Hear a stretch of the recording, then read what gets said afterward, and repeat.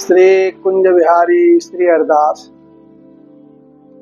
गीता जी हमारे भारत का बहुत बड़ा ग्रंथ है और गीता जी में इतना कुछ वर्णित है जिसको इस जीवन में जान पाना बड़ा कठिन है।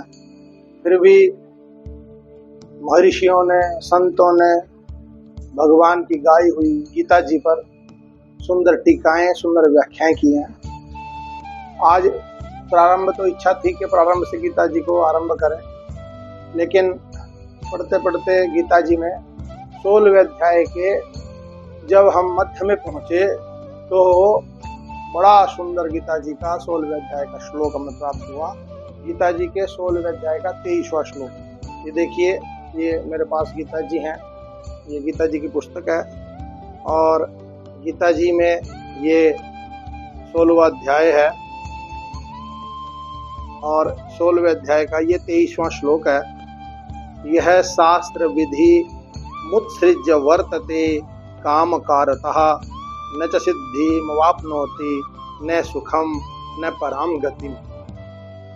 भगवान देखो गीता जी में हर विषय पर, वैसे जो गीता जी के जो ठाकुर जी हैं वो किसी भी विषय को छोड़ते नहीं हैं, बहुत गहराई से इसका वर्णन करते हैं। लेकिन जब गीता जी के 16वें अध्याय में अर्जुन को उपदेश देते हुए भगवान देवासुर संपत्ति विभाग नामक इस अध्याय में जब जो दैवी संपत्ति है, आसुरी संपत्ति है, राजसी संपत्ति है, उसका वर्णन करते हैं, तो उसमें करते करते भगवान ने कहा जो व्यक्ति यह शास्त्र विधि मुत्सृज्य वर्तते काम कारतः, जो मनुष्य शास्त्रों की कही हुई आज्ञा का पालन नहीं करता है, शास्त्रों में कही हुई वार्ताओं का ध्यान नहीं करता है, क्योंकि जो शास्त्र की बात कही गई है वो भगवान की ही वार्ता है, भगवान ही धर्म का उपदेश करते हैं।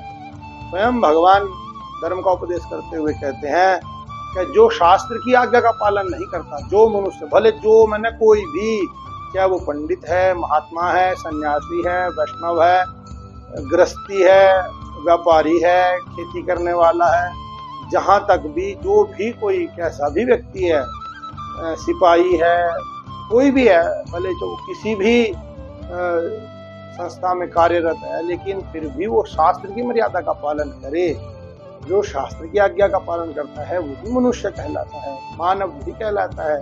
जो मनु जी द्वारा स्थापित, भगवान द्वारा स्थापित, ऋषियों द्वारा स्थापित जो शास्त्र विधियां हैं उनका अनुसरण करे, उनका पालन करे। अच्छा, ये विधियां बनी किस लिए हैं? इन विधियों से हमारा ही कल्याण होता है, जीव का ही कल्याण है, मनुष्य का ही कल्याण है। गृहस्थ में कैसे रहें, समाज में कैसे रहें, समाज की सेवा कैसे करें, तो इसमें मुख्यतः क्या कहा, न च सिद्धि न माप्नोति न सुखम न पराम गति।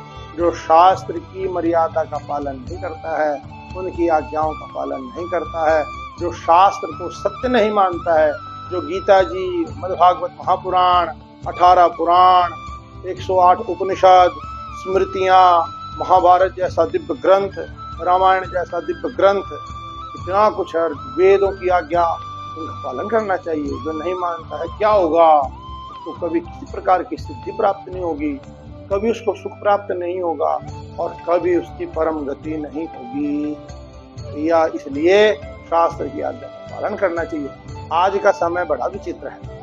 आज इस भयंकर कलिकाल में आज उपदेश बड़ा मुश्किल हो गया किसी को देना, क्योंकि संसार में दो प्रकार के जीव हैं। एक तो वो लोग जो शास्त्र के बारे में पता नहीं है पर वो जानने की इच्छा रखते हैं, लेकिन दूसरे वो लोग हैं ना तो उनको शास्त्रों के बारे में पता है ना वो जानना चाहते हैं, तो आप क्या कर लोगे? कुछ नहीं कर पाओगे।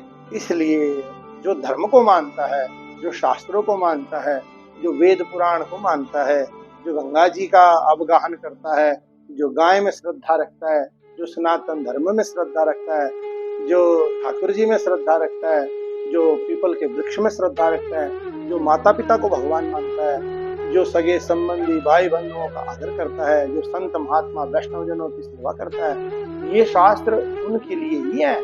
देखो, जिसने मानना नहीं वो तो चाहे हम उसको कुछ भी बता दें, उसको वो अच्छा नहीं लगेगा। लेकिन फिर भी गीता जी का इतना बड़ा उपदेश कि गीता जी क्या कहती हैं, भगवान क्या कहते हैं, तो इसलिए शास्त्र की बात का अनुसरण करना है।